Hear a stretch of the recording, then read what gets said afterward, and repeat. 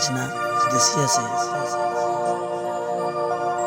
वो धनी के पिया कलकत्ता जाया खातिर के ने धनिया से बहुत बने कौना भाव में बहुत बने नहीं सुनल जाए।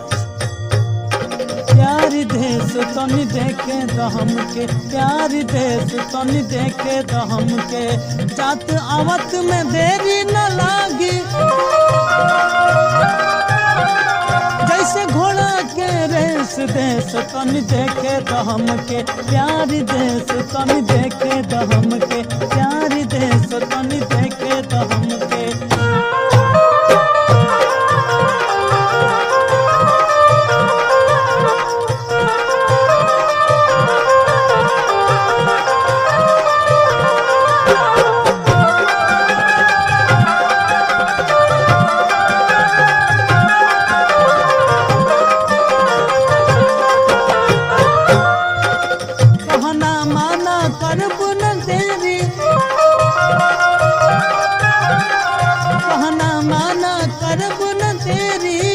से भेजब सनेस देश तनी देखे तो हमके, प्यारी देश तनी देखे तो हमके।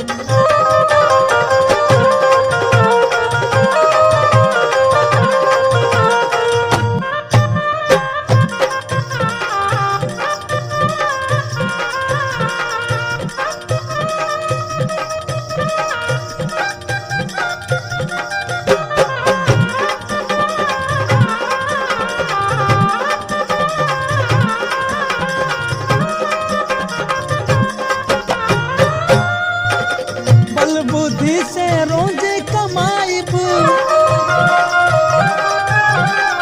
बल बुद्धि से रोजे कमाइब, नगद माल हरमेश देश तनी देखे तो हमके, प्यारी देश तनी देखे तो हमके।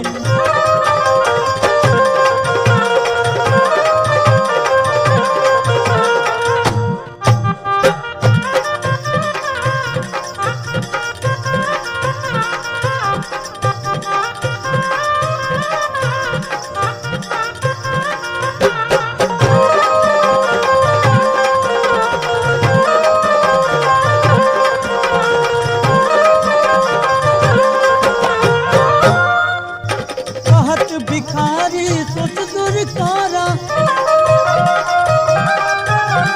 कहत भिखारी सोच दूर कारा, करिहल कृपा महेश देश तनी देखे तो हमके, प्यारी देश तनी देखे तो हमके, प्यारी देश तनी देखे तो